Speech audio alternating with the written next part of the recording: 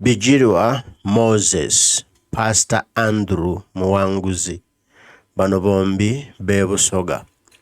Ennaku gye buvuddeko awo emabega babadde mu kakiiko k'empisa aka Nuupu akakulemberwa Maama Jole Mugisha. Ebyavaamu mu kunoonyereza baabikwasa pulezidenti w'eggwanga omulonde Kyagulanyi Ssentamu Robert Bobi Wine.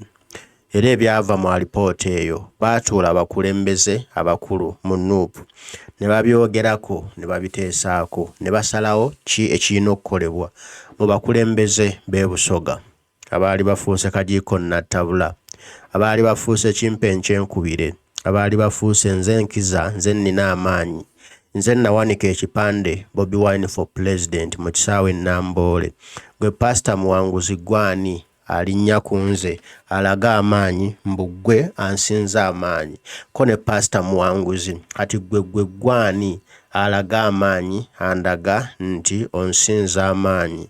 Tekisoboka era tekijja kusoboka. N'olwekyo nze nkukira, nze nkiza, gwe Jeno Bigirwa Moses tonneesipatamu. Olutalo lwali lw'amaanyi kuba lwalimu n'okulumba abazadde nga kigambibwa mbu abasajja ba Jeno Bigirwa yabasindika ewa maama wa Pastor Andrew Muwanguzi n'abagamba mukube emiggo mumugambe mutabani we ave ku Jeno Bigirwa Moses tamusobola. Olutalo lwali lutuuse okutwala obulamu bw'abakadde. Kyagulanyi Ssentamu Robert Bobi Wine, pulezidenti w'eggwanga omulonde, kyeyava yasituka n'avaayo n'agamba bino ebigenda mu maaso ebirimu n'okutwala obulamu bw'abakadde baffe abatalina musango nina okusitukiramu ng'eyatega ogw'ekyayi ndabe ekirina okukolebwa.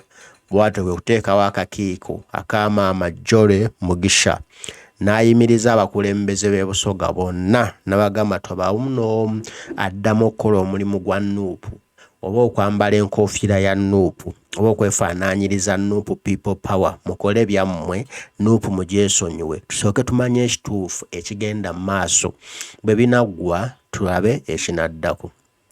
Bwe gwabadde ebbanga lyabadde ddene mu kunoonyereza mu kwebuuza, pulezidenti n'akkiriza oluvannyuma lwa alipoota okumuweebwa n'abakulembeze mu Nuupu nti bano baweebwe second chance nga bwe babatunuulira bwe babeetegereza, era ne babaddamu ne babakkiriza ne babayita ku kitebe ne babuulira ensobi zaabwe buli omu, era ne beemenya ne beenenya mu maaso ga pulezidenti nti gunsinze gunsingidde ddala nze Pastor Muwanguzi, gunsingidde ddala nze Jeno Bigirwa Moses, bye mbadde nkola sigenda kuddamu kubikola ku lwa pulezidenti, ku lwa Nuupu, ku lwa okutwala obukulembeze bw'eggwanga Uganda, kuba okulaga empisa ennungi, ekifaananyi ekirungi, ku lwa Busoga enfunvuwege, ku lwa Busoga egumirege, ku lwa Busoga ennungi enkalamuka. Tetugenda kubiddamu pulezidenti. N'abagamba mulayire ne balayira mu linnya lya Katonda nti tebajja kukikola. Bwe gutyo pulezidenti n'abakkiriza baddemu mu bifo byabwe nga bwe baali, mu bukulembeze bwabwe nga bwe baali, era baddemu bakola emirimu gya Nuupu mu Busoga abakulembeze bonna abaali bawummuziddwa.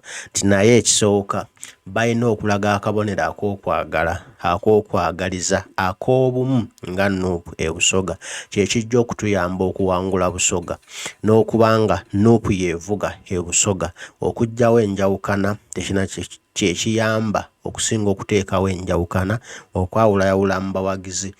Abantu bo beegatta ne bwe mutandika okutandika entalo muba mulemesa struggle. Bwe batyo nno baakitandise. Nze haaga eno gy'olaba gwe mukwano guno gw'olaba wakati wa Jeno Bigirwa Moses ne Pastor Andrew Muwanguzi wali e Busoga nga balaga ekifaananyi eri abalonzi, eri Abannayuganda, eri abaana b'e Busoga nti eno mu Nuupu tuli kimu, byonna ebyaliwo byaggwa, kati tussa kimu kutwala ggwanga lyaffe mu maaso ne pulezidenti waffe Kyagulanyi Ssentamu Robert Bobi Wine kubanga atuula mu ntebe ey'enkaramu n'atukulembera mu mirembe ne tweyagalira mu Uganda empya. Kyekyo nno ekiriwo. Tubeebaza olwa kabonero kano ak'emirembe, akabonero ak'enkulaakulana, akabonero ak'obuwanguzi. Kuba tewali awangula nga mweyawudde. Okuwangula kuba kwa ffenna, collective responsibility. Muwanguzi kwata wali, nze General Bigirwa Moses nkwate wano, tugenda kusisinkana wali tubeere nga tuli bawanguzi bwetyo ensi bwewangulwa, naye si kukwata eno nkwate eri, siddamu okulaba mu maaso gange tonsemberera, awo taba buwanguzi wabula bakulemererwa. Twebaza pulezidenti w'eggwanga olwakino kye yakoze Kyagulanyi Ssentamu Robert Bobi Wine okulaba nga kino kibaddewo. Tebibadde byangu, tebibadde byamannyo wenu, kubadde kuyita wala nnyo okulaba nga tutuuse wano. General Bigirwa Moses, Pastor Andrew Muwanguzi, congratulate, asante sa, mwebale nnyo okuweesa ekibiina kyaffe NUP ekitiibwa n'okuweesa Kyagulanyi Ssentamu Robert Bobi Wine, Commander in Chief of Armed Forces ow'okkumi era Pulezidenti w'eggwanga ekitiibwa, ekitiinisa, ekikalamu. Tuyogeeyoge bannange NUP ku ntikko, era essaawa yonna tulina okuyingira entebe mu ntebe nga tulina pulezidenti waffe era Busoga yakkiriza dda. Ffe tubadde tukyaleetamu enjawukana, kati nno kintu kiteredde, ab'ennugu bafudde, bafunye pressure, mpulira eyo bali mu bayira tuzzi kubanga entuyo zibatta, pressure ebatta, babadde bamanyi NUP eyawukanyeemu nti kiwedde bamaze, kombe